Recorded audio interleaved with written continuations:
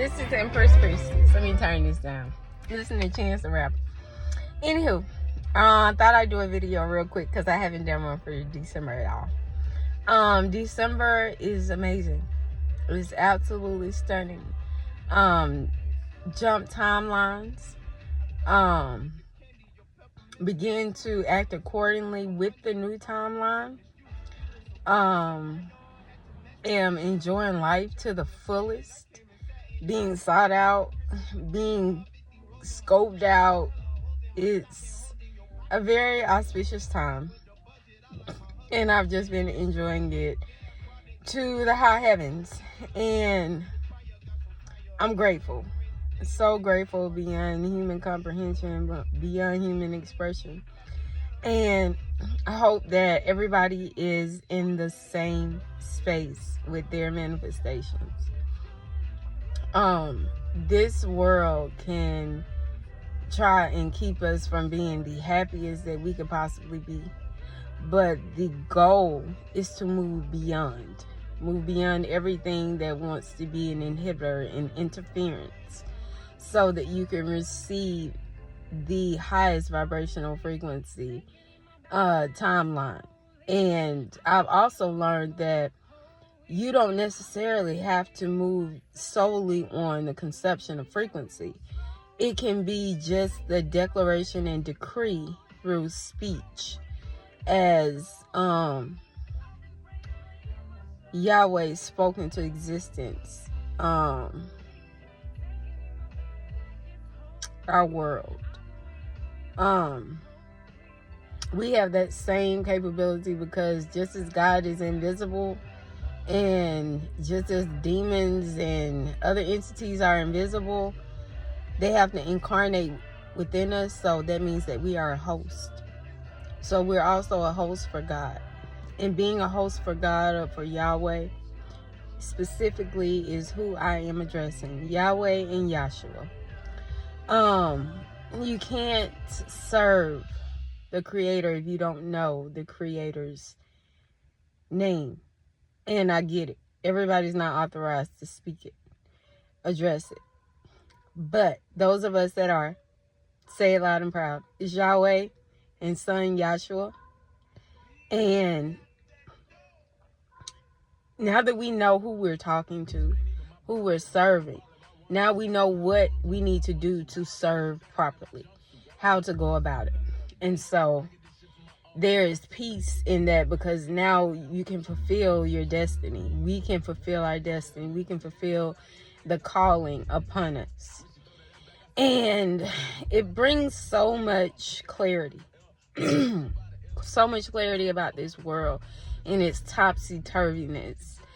There are gatekeepers. That's why they call them Karens and stuff. These gatekeepers are for this matrix paradigm to keep you trapped. And as long as you can conceive that you can pull away and you can shift into whatever paradigm you're choosing, you'll be successful no matter what. It doesn't matter what comes up against you. You won't even see it as opposition. You'll see it as, I just need to do what I need to do, and you'll keep moving forward. That's the whole purpose, is to be a rolling stone. All that having all these sexual references about everything, transcend that and turn it into more of a creative reference that speaks upon your energy and who you are, because that sexual energy is very powerful. And because everybody's on that wavelength, we can take that energy as a tool and we can use it to elevate ourselves and our lives and our timeline. And we can declare and decree. I know Megan Thee Stallion is pretty vulgar, as all the rest of them are. But looking beyond that vulgarity, there's a message in that. And I appreciate these women being empowered to speak on their sexuality now, because men have been doing it forever.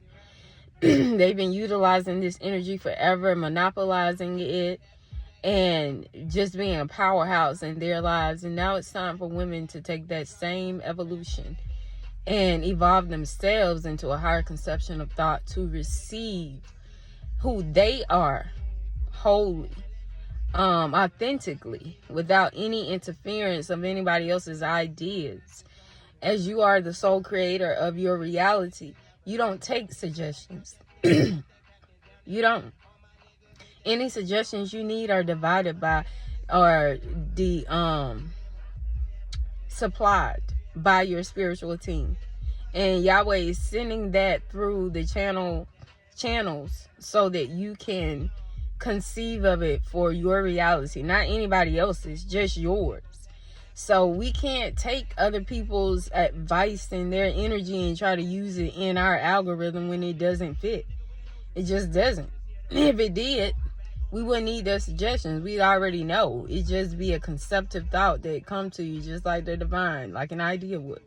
But because it's their energy, it's for them to use. And if they can't use it, then certainly don't you choose to use it. Allow them to figure that out. But you continue with your journey and what your ideas are and your goals and your initiatives and your intentions. Because that's what matters in your verse. Your efforts, your energy. Anything else is outside of you, and it does not concern you, nor does it interfere with you. That is something that is very important to comprehend so that you know how to move steadfastly, and not only that, but stay the course and stay as a rolling stone. Nobody has right to speak into our reality, to tell us how to do things and go about things. And once you stop with the guilt of saying no, I'm not interested, or no, that's not the direction I'm taking, or no, thank you, but thank you, I got it.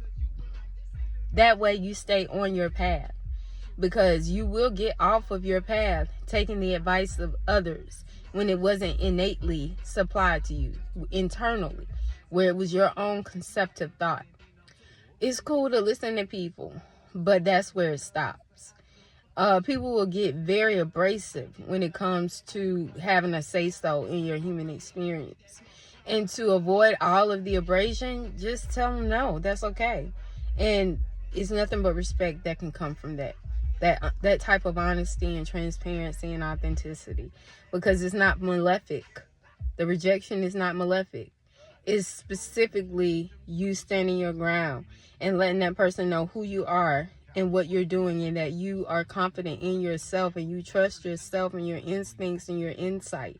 And you're not looking for your intuition to be infringed upon, for someone else's gain, to say, oh, well, I told her or him to do such and such and they did it and it worked. People are always looking for accolades in other people's lives. And that's not how it goes. That's a waste of time. It's a distraction. It doesn't get you where you need to go.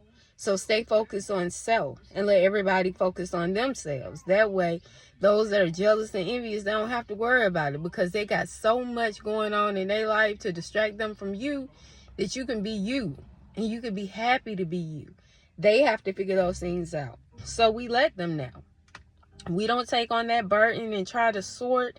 No, that's for you to figure out. I'm going to go on and I'm going to be happy. I'm going to drop your energy and how you feeling, and I'm going to be on about my way. That's how we succeed and excel beyond our conception of what we originally thought. Not being focused on anything and anyone but self. It brings such happiness and peace and joy. I don't let any lover, any friend, any child, anybody take away my conception of what it is that I perceive I'm doing and the gain that I shall receive and following through, as we are obedient so we don't sacrifice. So take time to think about the maxims of your living. What these maxims and precepts mean to you. You can even start in Proverbs and read that, because they're precepts for living.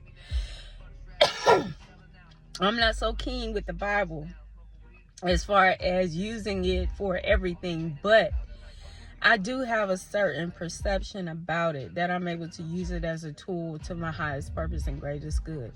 That the Bible doesn't harm me.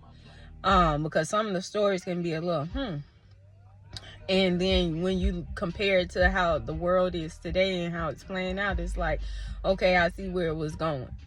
So now we comprehend just to take time. I thank you for your listening ear. And let me clear that up too. Not take time, but take meditative space so that we can align. Because there is no time. There's only alignment. Once all things are aligned, that can happen. Whatever that may be.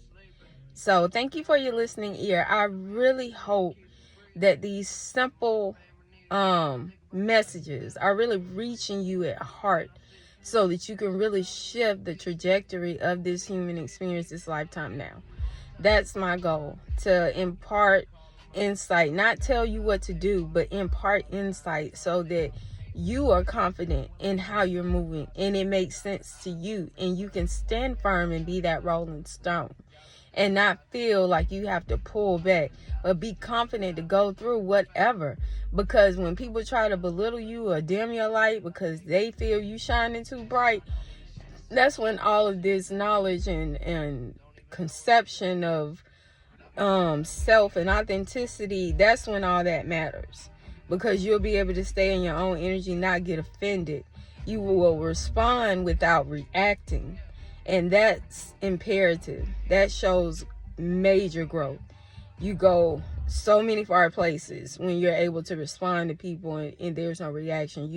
You're not feeling some type of way. The reason you're saying what you're saying, but you could speak to respond in a way that really captivates them and conveys what you want to say. And they will back off because it wasn't emotional. Whenever we use that emotional aspect of responding, reacting, rather, as a response, it fuels whatever that entity is speaking into that person's ear to kind of dim your light or what have you. It fuels them to actually pursue it even harder. But when you respond, no emotional disturbance required, then they concede. Just like people respect you more when you say no. People respect you more when you don't help them. And I've learned these things firsthand. This is not hearsay. Therefore, I allow people to carry the weight of their own burdens or whatever that may be. I'm here as a listening ear in any way, shape, form, and fashion. But as far as being a problem solver, I have stepped back from that a long time ago, because people can misperceive that energy as if they're entitled to you solving their problems. So use your brain. Really put that brain power to use in a very productive way that it aids and serves you in its highest capacity.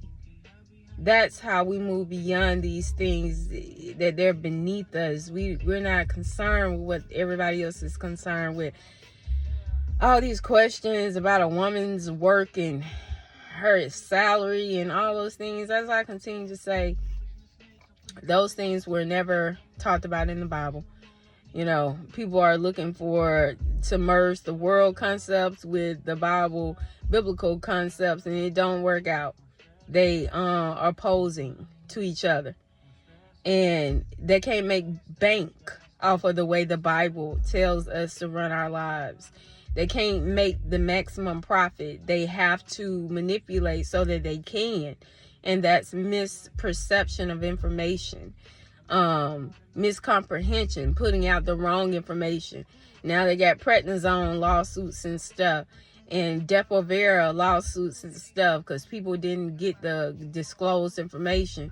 You know, this stuff is diabolical at this point. These people know exactly what they're doing in these institutions, and they're having you participate in it. But that's when you have to be firm and stern and know that you can heal yourself through your own efforts. That's from eating properly to working out to having a proper mindset, because really everything starts in the mind first. Then you start to move and consummate it through action, through motion, through movement. So don't get so caught up in he say, she say, or they say. It don't matter. What matters is what you say, and you say only. That's why we have the I am. That's why we have these stories and accounts of Yahweh being the I am and speaking things into existence that they are in Jesus. I would rather refer to the seated position as Christ.